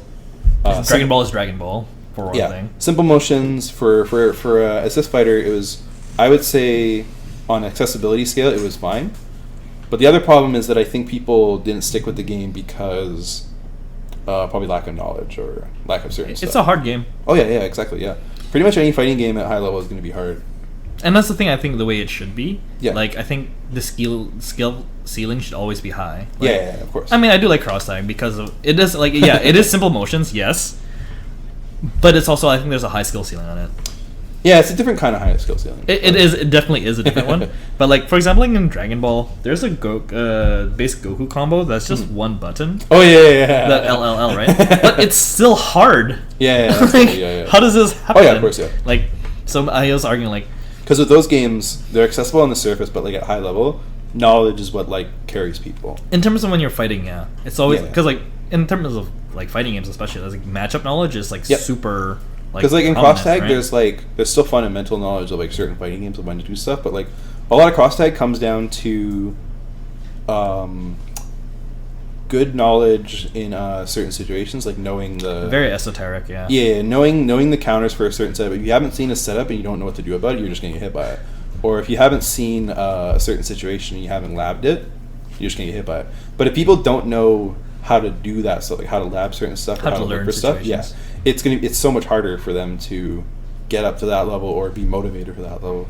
And that's understandable from like a newcomer's points because like if I'm, like when like I'm hit by that, I find that interesting. It's like, oh, this is like a puzzle. Like I have to find out what are my options. You have a good mindset for this. Unless there is no option, then it's kind of like cheap set play. But when you think of the average gamer, yeah, most gamers claim to be throw chair. Most gamers claim to be competitive or claim to be good at video games, and they are actually not. They don't. You don't know real. Video like games. that's when people will rage. They'll deflect about certain stuff. They'll call them certain gamer words and stuff like that. gamer words. That's the kind of people developers want because they're the biggest demographic. But that's not the kind of people who are going to play a fighting game, because a fighting game is one of the only games that is 1v1, so it is very hard to deflect. Because you're taking accountability, and people don't want to take accountability. Is that what you're saying? Exactly, yeah. Because that's what I believe too. The two things people are going to complain about when losing is the game or their teammates.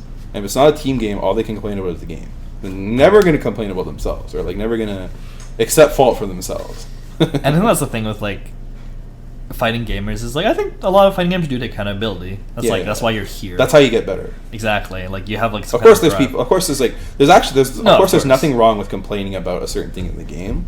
It's completely you're allowed to not like things. Yeah, exactly. But you can't make baseless some people claims. But the thing is, you got to use that as motivation to get better. That's what I try to do. Yeah, this is a better. If I hate something, it's generally my motivation to get better at it, or I don't play it. Like, or try not to play it. Like, I hate you, Zuriha. Oh. Yeah. Right. Well, actually, yeah, that was the thing. Is like I hated that character, and I was deciding if I wanted to hate them enough to try and beat the character or play win at the game, or not play the game. And I chose not play the game because I said that was stupid. I don't have to worry about the matchup if I don't have to play the matchup. BlazBlue is the same way. I did not like BlazBlue for the longest time because of those reasons. Like I hated a lot of this stuff, and I was like, man, this is stupid. Why does this do this? Why does this do this? And at some point I just had to accept, you have to accept things for what they are. And that's how you can improve at the situation. If something's dumb, it's dumb, right? Like, I mean, that's just, it is. Like, it's made that way, right? Yeah. But do you think, like, dumb stuff can be fun, though? Oh, yeah, of course. Of course, yeah, right? That's how, at some point I started to appreciate BlazBlue for the fact that, like, there's a lot of stuff you can do, and a lot of it is dumb, or a lot of it is, like, very interesting.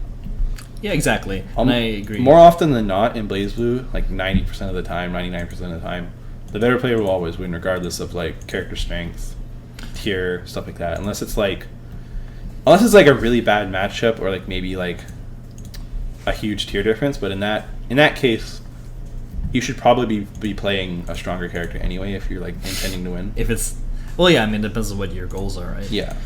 But okay, that's interesting. Disparity between characters aren't. Like, tiers matter. Oh, tiers definitely matter, but they matter most at like high level versus like exactly. If you don't understand the nuances of like why this is important, right? Mm-hmm. Of course. But I think it's also a hard part, right?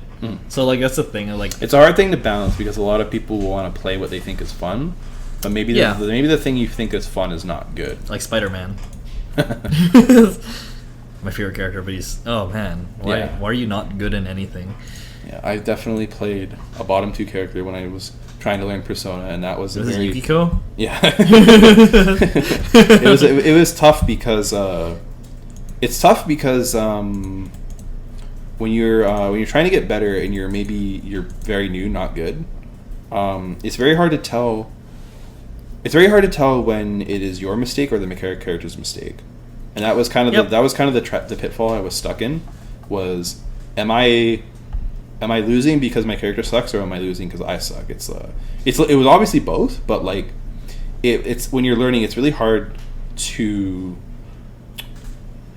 find out the reasons you're losing. And sometimes you'll just look at the wrong thing as the reason you're losing. But I think also finding the answers to like how to prove it's very hard. Yeah, and the thing with when you're playing a low tier or a weak character, I don't know if this is a hot take or not, but primarily playing low tiers or primarily playing bad characters can stunt your growth more than playing top tiers, because people will look at top tiers and be like, oh, you're getting carried and stuff like that. You're not actually good. Why aren't you winning at a low tier? But if you're not playing a character that has like strong tools, or at least like tools to play the game, in Yukiko's case, a lot of her tools were so bad that she was not actually playing the game the same way other characters were. So even though when you can make the case that top tiers don't play the game either because they're playing it too well, you still sort of pick up on certain fundamental things. 2 things Yukiko did not have were like actual mix-up and anti-airs. So if you don't have an anti-air, for example, like let's say the only fighting game you played one character, they have weak mix-up and weak anti-air, you never really learn how to anti-air exactly, right? Interesting. It's the kind of thing that I noticed when I played other characters in other games. I never learned how to anti-air because my character did not have one. Or like a good So even though I complained about it, I was like, man, my character has no anti-airs. I had to look for other situations to do it. So I did learn those other situations. I learned how to avoid the situation or find a serviceable thing for it. But I felt like I didn't learn how to anti-air, which is a pretty fundamental, in my opinion, fundamental thing in fighting games. So stuff like that, like if you primarily play low tiers, it kind of stunts your growth in a certain way. Not all the time. Some people will make up for that by being very strong. Like maybe a low tier has all of the necessary tools, but they're just not strong. Like they're just for whatever reason. Yeah. Their buttons aren't as good. Their reward isn't as good. It depends on the character, obviously. Because like the other thing is like certain top tiers, they will carry you to a certain degree, and you won't learn certain things because like maybe like I agree completely.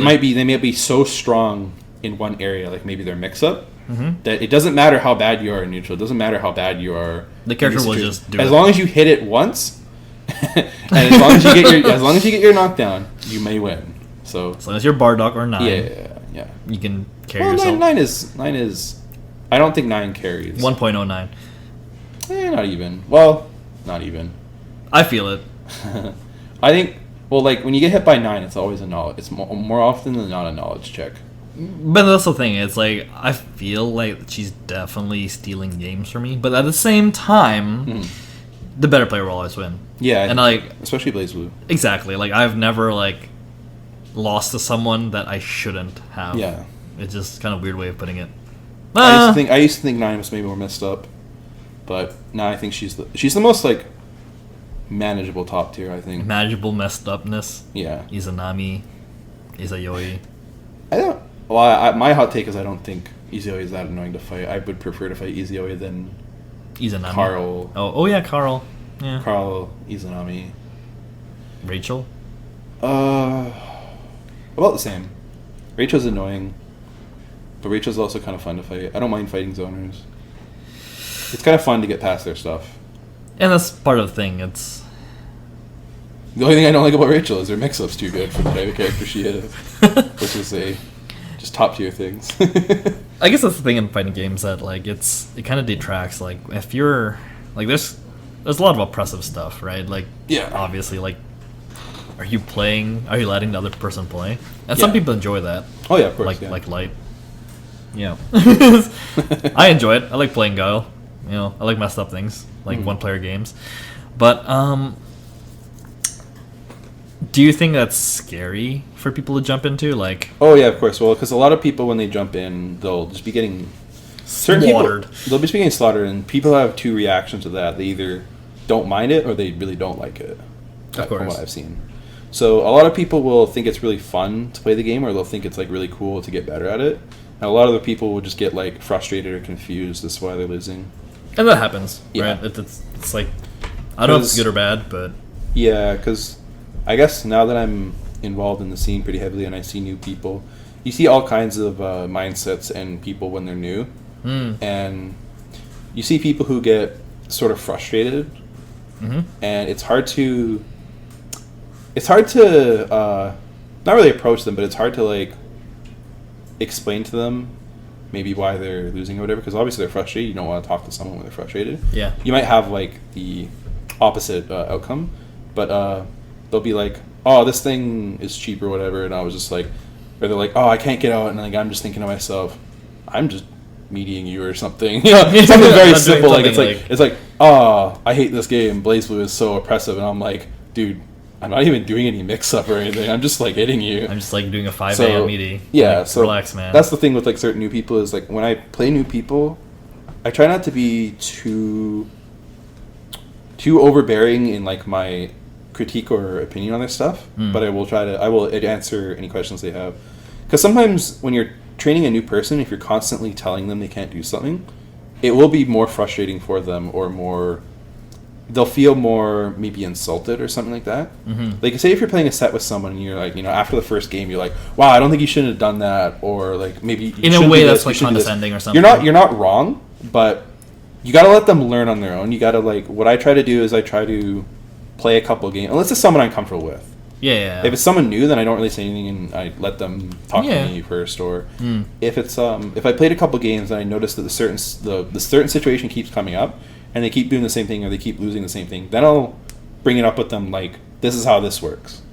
If they're familiar with fighting games, it's a lot easier to get past that step, because then you can tell them, oh, that thing you're getting hit by is actually a low, or it's actually plus or something like that. Yeah. Sometimes it's hard to tell if something is like, you know, plus or not. So you might like, you pressing buttons, try to jump, try to do whatever. That's the thing. I say like, well, what am I gonna hit by something? Stop pressing buttons. Yeah. Like that's usually not gonna point any fingers. Nah, I'll do it. Actually, no, I won't. Yeah. But you people know who you are. Stop pressing buttons. Yeah. I used to be one of those people. Yeah. Well, sometimes it's good to press buttons. Well, yeah. Sometimes I have to check things. If I'm in a mood where I'm learning a new matchup, or if I'm learning a new game, I will sort of learn it as slowly as possible to like digest as much information as like that. I've been doing that with Koihime lately, actually. Yeah, that's an interesting way to go. Like, why you pick up Koihime? I just wanted to play something that wasn't BlazBlue for a while. Nah.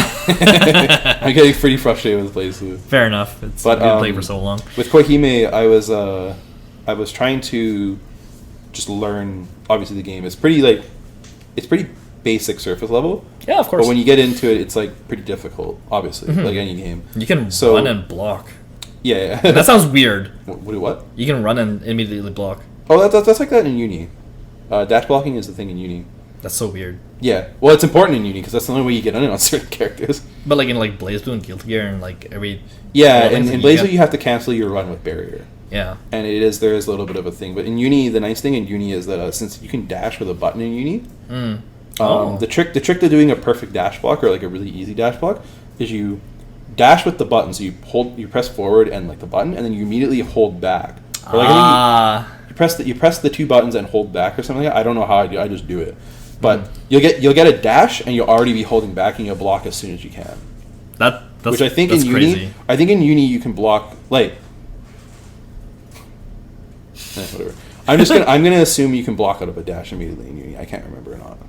But in Koihime you definitely can, and that's like I was playing Street Fighter against Jackson. I was playing Alex who's a grappler, right? Yeah. And I kept like dashing, and I'm like, wait a minute, why can't I block? It's like, oh wait, there's a difference between dashing and walking. Yeah. So my mindset with Koihime was I haven't really learned. I don't have all of the knowledge text yet, so I have to learn how other characters. Who are you playing?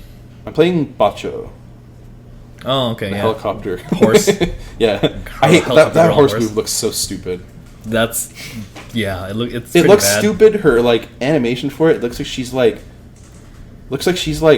riding the horse in like a certain nature.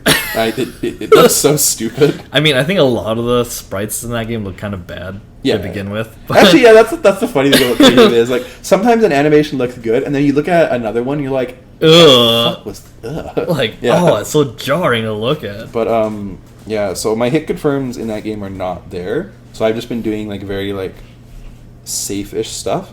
That's fine. Personally, I didn't want to autopilot and build too many bad habits because like I think a lot of the stuff in Koihime is it's a lot of very like one hit or fast confirms, and you want to know the situation. At least to me, you want to know the situation before you commit to doing the full punish. Like say if you're just spacing someone and you get like a 2B hit, you can special cancel it. At least my character can. Sure. I can special cancel it into the EX force, but that's unsafe on block. So I think when I get better at the game, I'll be able to do that more. But I don't want to just do it autopilot. Yeah. Do a 2B, get it blocked, and then go. And then you go commit, right? I'd rather, hopefully one day, react to the situation, which is pretty hard. That's like it is some like top level stuff, or just like go for a hard call out or see the whiff punish and then do it. Yep. So that's my plan because like people are saying, oh, you can do this after this, or you can do this after this. I'm like, I know, but I don't want to do that yet. You know what I mean? You don't want to be able to... I want to... Because the way I learn is, like, if I overload too much stuff, I get frustrated easier. That makes sense. So, you start with a basis, right? Yeah, and then you kind of get more comfortable. And that makes sense. I try to learn one thing and then learn another thing. Or at least, like, with a set, have a certain goal. Mm-hmm. Try to accomplish that goal, and if I do it well, then move on to the next one. Move on to the next one, etc. Stuff like that. Yeah, no, that makes a lot of sense. That game is super fun. I don't practice anymore, but I definitely see that there's, like... It's not easy, like at the higher level. Like it's definitely very hard. I'm very bad at it. Which is funny because like you have one of the best people to learn from in this house. Probably. So, what do you mean probably? I don't know. Well, I've heard some opinions about any Koihime skiing, how it's like. No, I'm talking about in this house. Oh yeah, right course, now, that's behind me. He's there. He knows who he is. Yeah, I mean, Grand Blue Versus coming out. It's a new game. Just running and walking. I'm probably going to try that, I guess. I'm not really excited for it, but that's because I don't like Grand Blue, so that's unfortunate. That's blasphemy. But it's a new game. The nice thing about that is if I enjoy the game, I'll have no shackles. Yeah. I'll be able to play whoever I want. Maybe. I might get baited by a couple characters based on their playstyle. Like Vera. Maybe. I think what usually baits me in a character is their aesthetic and playstyle. I need to have a good balance between both. I agree. Because, like, I wish I could just unapologetically pick a top tier. I would be so much happier. But I won't have the same motivation that way. I see where you're coming from. It's like you want to win on your own terms kind of thing. And I can't always play, like, a waifu character. I actually don't even really play any waifu characters. Which is strange because I mostly play, like, girl characters. You play little girls? Not all the time. 2 in particular. Look, they happen to be really cool. That's just the way it is, man. Yeah. Just because like most people and maybe 3 in Grand Blue. Charlotta's most people she's an adult Harvin, okay. Most people assume that with Platinum. I actually just think Platinum's really cool and really funny because if I was gonna play like an actual waifu character, someone I would like want to have like sexual natures with, it would be Izio, 100%. Maybe not like the Lychee or like... Ugh. No, Lychee's whack. She fucks a bug. But she's top tier, isn't she? Yeah, that's fine. So's Izio. No, that's true. I guess. Yeah, I wanted to play Izio, but she didn't fit with my playstyle, and she's quite difficult. That's the thing, like the aesthetic doesn't always match. Like I always say, like, oh, I'm not a fan of like character, but I'm not a fan of like heavy 50-50 mix-up characters like Izio. And it's not because I think they're like dumb or too cheap or whatever. It's just that it's very hard to play that mindset of character. You're playing a different offensive rhythm, offensive mindset or like offensive game plan. You're not looking for the same things exactly. Oh, okay. I never considered that way. I like to play offensive characters who interact with the opponent. I like to play a character where it's like, I want to do something based off of conditioning. It feels more fun that way for me. I think as opposed to just being a ninja and just doing like running your own. Yeah, because like the best mindset I had for it was Dylan told me because he plays Eno. Because I said I was like really annoyed with how easily he plays because I'm just like not good at that. And he told me a good thing that like helped me a little bit was he was the the way you have to do your offensive structure with that is it's a puzzle and your opponent has to figure it out. And I was like, that's a pretty interesting way of that looking is. at it. That's the way I see fighting games. Yeah. Because, like, since all your mix-up is, like, unreactable or, like, you know, like, really cheap or, like, whatever, all your options are really cheap, but, like, there's usually a way for it. It's like a bunch of, like, RPS of dice rolling. You can kind of overwhelm yourself by thinking too much and thinking, like, oh, man, I'm going to go high because he's going to think I'm going to low or whatever. Right. But the way Dylan explained to it was you just have to do it and adjust accordingly. Yeah. So you want it to be a puzzle. You want to set the puzzle, and if your opponent figures out, good on them. Yep, and that's the thing I find that's really fun. It's like, especially with, like, if you get knocked down, you're like, okay, this is the interesting. Like, what's the question gonna be, right? Do I have the proper answer to it, right? And I also like just like varied offense or tools. Yeah. So characters like Jin, Platinum are cool like that, where you can do something and then you sort of let your opponent react to it, and then you adjust, you adapt your game plan, stuff like that. It's the fun of stuff like that. And discovering your own thing, right? Yeah, and she's funny. That's also a high thing. Is like if my character is funny looking or like does funny things, or just has like cool combos, like that's it. Yeah. Like Linne has like super cool moves, like super cool combos. She's like yelling all the time. That's funny. EX Kuga. She's like always mad, and that's like a big mood. She's like she's old like me because she's technically like I don't know like 1,000 years old or some shit. So she's always like looking down on everybody, saying. Have you ever seen like uni win quotes? No. Linne's are like super BM and like condescending. It's so sick. Like she'll like you get a win and like one of her win quotes is like you should try using your head sometimes. Knowledge is much more powerful on a battlefield than raw strength. And I'm like, ooh, get fucked. That's what you get for mashing like an idiot. Yeah, I do like Linne. I thought she was cool, but I didn't like her tools, which is weird. Yeah, her tools are rather bland, weak. Not bland, but like. Weak. She has like good ones for certain situations though. That's true. I didn't really like her like weird roll or her whatever. Like her half circle back. Not the roll. The half circle back. Yeah, Hien. Yeah, I didn't. Hien is mostly a combo filler. That's why. I figured. Yeah, it's too slow to use as a mix-up because, well, uni overheads are generally pretty slow because of your overhead is meant to like break a shield rather than hit them overhead. Oh, interesting. Yeah. Oh. Well, because like that's the thing with uni that makes it interesting, and that's like what makes it so hard to play online. Yeah. It's because like a lot of your mix-ups, like Hyde has a charged overhead that's like really slow. It's his force function, right? Yeah, and then Linne has like her charge 5cc. That's pretty slow. Oh yeah, the 5cc where it just like hits you, bam. Oh, no wonder why you can't do much of. Oh, that makes more sense to me. It's for breaking shield. Yeah, well, it's a really good starter. It's a really good starter. It's just really easy to react to.